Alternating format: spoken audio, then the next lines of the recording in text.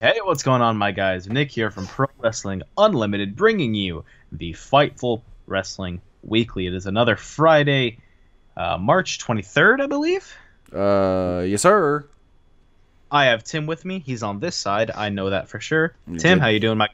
Pretty good. Here talking Daniel Bryan, Fabulous Moolah, and some other cool things we've got here from Fightful this week. So let's just jump right into it. Let's go. All right, so Daniel Bryan. We all know the big news. Daniel Bryan has been cleared to return to in-ring competition. Yes, yes, yes. No limitations. Sean wrote in this week's Fightful Wrestling Weekly, since the news dropped on Daniel Bryan's return, Fightful.com has reached out to several sources with WWE for additional information on the return. Initially, we'd not heard anything outside the fact that Bryan had been making efforts to get cleared, which didn't really differ from much of anything else in recent years. Returning to the ring was an aspiration Bryan simply hadn't given up on. In speaking to several names, the situation started looking more optimistic weeks ago. As far back as January, a word made way to some high-profile wrestlers outside of WWE. Bryan became very aggressive in pushing methods that would gain him clearance by WWE doctors, including reaching out to their peers. Bryan's schedule has yet to be determined, and WWE isn't ready to make a call on that as of yet, although we're told he has no restrictions placed on him as far as that goes. There have been ongoing discussions about that, and I'm told WWE wants to make sure he stays with the company moving forward, whether that's inside or outside the ring. Thank God. Bingo. Thank God. Honestly, it was such a treat getting to see Daniel Bryan return. For those of you that were not at our typical Wednesday podcast live on Pro Wrestling Unlimited's YouTube channel, I mentioned that when I fell out of wrestling, it was around 2014, 2015, and when I got back into it, I didn't get to see much of Daniel Bryan, which I felt almost robbed of it. Now, to see him back is super awesome. It makes me super happy. The fan in me feels like I'm watching a new independent signee come in because I didn't get to witness this happen live in front of me. Now that I can, I'm really excited. And those bumps he took, he took a bump giving a drop kick. Landed around. I mean, that's just how he do. He was like I told my friend that came over and hung out today. I was like, Daniel Bryan, when he was running between Sammy and Kevin doing those drop kicks, I don't know another superstar I've seen run that fast in the ring. Oh, same. Maybe Braun when he ran on top of the limo, but no, not even. Like Bryan was running like the Flash. It was a blur. It was cool. It was very exciting to see him back. It was very fun. And I'm really excited to see where they go with this whole... Exactly. I mean, Bryan literally hasn't had a match since, I want to say, April 2015. God. Yeah. I God. mean, I was there the night Sheamus messed him up. The SmackDown after WrestleMania 31. Yeah, WrestleMania 31. And... he says that he didn't get hurt there. I heard that he may have. He says that he actually suffered concussion the following week in Dallas. So, I don't know. But glad he's back. Yeah, Daniel Bryan's back, doing great things, hopefully. And it looks like it's going to be Daniel Bryan and Shane McMahon taking on Kevin Owens and Sami Zayn at WrestleMania in what possibly could be, I guess, an unsanctioned match or some sort of street fight type deal. Is what I'm thinking, since they're quote-unquote fired, which I do have another thing to say about that. The only thing that kind of bugs me about that is that they're already doing one of those, most likely over on NXT. True. So it's like, cannot think of anything more clever. But, I guess with the whole AJ injury, it does also make things like that's probably the main focus. Here's one thing I want to ask you before, on the whole Sami Zayn, Kevin Owens, Shane McMahon, Daniel Bryan thing. Shane had been saying for months, I just want them gone. I just want them gone. Correct? Correct. So how come he, the commissioner, the overall power other than Vince McMahon on SmackDown Live, because Vince runs everything, how come he couldn't just say, Sami and Kevin, you're fired? But Daniel Bryan, the general manager who works under Shane, can come out and just say, hey, you guys are fired. Easy. they didn't have a reason to fire him. And if they did, then Sami and Kevin could have sued the WWE for unlawful termination. That's looking way too into non-story. That's what I was about to say, but that's the only thing I can think of. We're looking way too into this. Continuity isn't really WWE's best suit. Like, no, if that makes I wouldn't sense. say it is. But welcome back, Daniel Bryan. We're very happy to have you back, and we're very happy to have you start off this week's edition of the Fightful Wrestling Weekly. I just can't wait to see what kind of crazy dive he does. Probably some sort of headbutt. I can't Because people keep saying he better not do another headbutt, but yes, he should. From what I've heard, if you do it right, you're literally landing on your chest, not your head. Exactly. Do a flying headbutt, please, for the love of God, please. Or like JBL used to say, it's the flying goat. I love it. Oh, you like JBL? Oh, absolutely. And you know who else I like? Who? Sean Ross Sapp and Jimmy Van. Ooh. Fellas at the List in Your Boy, let's send you over to hear a clip from the List in Your Boy. So on Monday night, Sean, while all the other stuff was going on, my wife, so I have a man cave at my house, and I tend to like to watch my wrestling when I get the opportunity in the man cave. My wife comes down to the man cave at around, 10:55 p.m. or so, close to 11 p.m., and she said two things. First, she said, whoever approved this should be fired. Then she said, my dad, because my in-laws are visiting right now, she said, my dad is upstairs getting frustrated trying to watch this. She was talking You should send your wife to prowrestlingtees.com/Fightful, point her towards the middle of the page, and order her the You Have Opinionated Wrongfully T-shirt. Make sure she gets the soft style, smooth as butter. So that means that you really enjoyed Ultimate Deletion. I didn't like it as much as the TNA ones, but I thought it was fun. So I thought that the first thing I thought when I watched it was somebody actually produced this. Yeah. Because the Matt Hardy ones, the TNA ones, was all Matt Hardy. And with all due respect to Matt Hardy is not exactly... Who's the guy that just won the Oscar for The Shape of Water? Nigel knows this stuff. You talking about for Best Picture? Yeah, the director. Del Toro? Del Toro. Matt Hardy is not exactly Del Toro. Oh. And so when I was watching the Ultimate Deletion, it was very clearly toned down. There were no volcanoes. Yeah. There were none of that nonsense. And that part of it, fireworks were subdued as well. Although he did try to murder a man with a lawnmower. Yes, that came out of Misery, the book. I knew that one, Nigel, because I read that. But it was definitely toned down from the TNA ones. They very clearly had a real producer oversee it.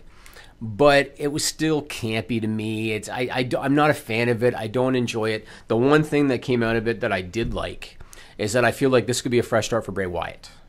Yeah. That's the one thing I got out Literally. of it. Yeah. He got thrown into the lake of reincarnation. They couldn't find him. And they couldn't find him. Exactly.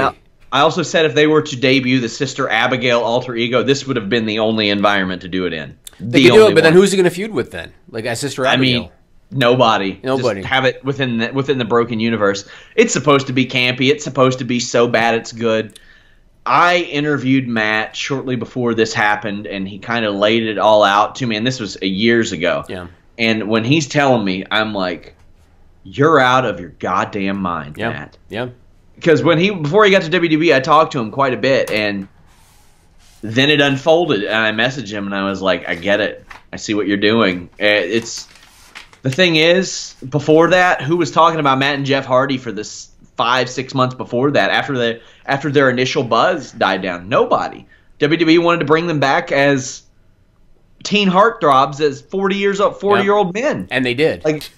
They did. Yeah. They certainly did. Yep. And Matt pushed really hard, really hard, and then finally Vince got pissed off enough at Ed Nordholm to say, "Oh yeah, pal, eat shit. We're taking it."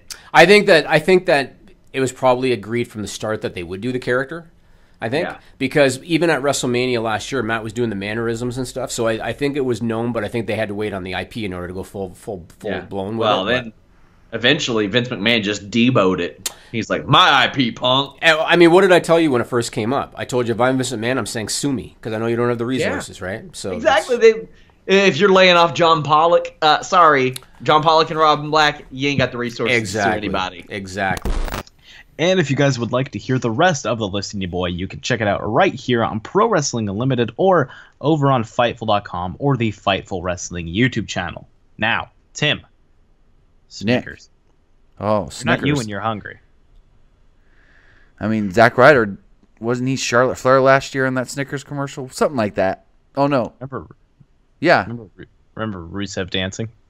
Oh, Lord. That was my favorite. But so Snickers. Apparently, you're not a pimp when you're hungry. Oh, pimp like Moolah? I mean, do I dare her? Never mind. I'll just say her daughter said she wasn't a pimp, but many others say she's a pimp. Basically, people that worked under her said she was. All right. So why don't you talk about what Sean Ross Sapp wrote? So Sean wrote in this week's Fightful Wrestling Weekly, it's no real surprise here, but Snickers was a huge part of the fabulous Moolah Battle Royal having its name changed. Snickers was very upset that WWE didn't do their research and then later found out that some in WWE were actually aware of the accusations in relation to Moolah, but opted to move forward with it anyways. There was no real thought given to naming the Battle Royal after another fallen wrestler and anyone from the company's past, as WWE saw the generic name being the safer route considering the road they'd been down a few days prior. Many women within the company, not just wrestlers, were happy about the change, with Liv Morgan even speaking out publicly, vaguely about the situation. I was informed on Thursday that Snickers wasn't thrilled about having to field over 1,000 tweets, emails, phone calls, and messages about a show they were paying money to be featured on. And I heard it wasn't just, the Snickers brand, but what's the parent company? Mars or something like that? They have Skittles and M&Ms and Mars bars. Yep. I only know that because they sponsor my favorite NASCAR. Anyways, so what's your take on, Snickers having to jump in here and take action for WWE to actually change the name of the formerly fabulous Moolah Battle Royal? I thank God. You thank God? Thank God they stepped in, man. It's sad, to name it after her. Even officials knew that wasn't good, and it took the sponsor of Mania to convince Vince to not do this. So thank you, Snickers. I will be buying more of your products now. Mostly because I'm fat. I'm going to do it anyway. Now, what do you say to those fans that only know Moolah as the grandmother-looking character from the Attitude Era? Do research. Do what I did. Look it up. It's on Wikipedia, dude. It's a quick 2-minute search. Oh, you can't always trust Wikipedia because any Joe Schmo can go over there and change Wikipedia. I could change Wikipedia today. Never mind. I'm not going to go that in depth. Never mind. You could change Wikipedia to say anything you want. True, but I mean, there's even testimonies from former students of her. So. Very true. Very, very true. So I mean, it's just to me very weird. I don't think, to my knowledge, I don't know if this has ever really happened before, at least within the WWE, that a sponsor came to them and was like, you need to change this. Because I don't know, all the logistics here, whether sponsors or Snickers maybe considered pulling out, maybe they considered giving less. I don't know. We don't know everything that Snickers said. All we know is apparently last Thursday, Snickers reached out to WWE, and within hours, they made the change. There you go. So it's going to be an interesting thing to see. Well, here's the hard thing. If this Moolah stuff that is over, I guess you say 50 years old, these accusations, what about if they're trying to bring back Hulk Hogan, which we're hearing? And he said some bad things. Do you think sponsors are going to get mad at that? Absolutely. Because right now, because what we heard today is WWE's looking to, they've been talking to Hogan for a couple weeks, apparently, to work in some sort of role. Didn't say if it's going to be like a public relations, a liaison for the company, some sort of ambassador, or an on-screen kind of role. But they're talking about bringing Hogan back into the family. And now the only issue is, well, if Snickers was so upset about these accusations from like 50 years ago, Hogan said the N-word recently that got a lot of people upset. Exactly. And you've got not just Snickers as your sponsor. You've got KFC. I don't know if Subway still sponsors them, but I know for a while they were doing things with Subway. So, I mean, you have multiple sponsors that you have to now adhere to, and this is one of those times. Like I said, I think this is one of the first times that the sponsor actually stepped in and we learned this is why we're in the PG era.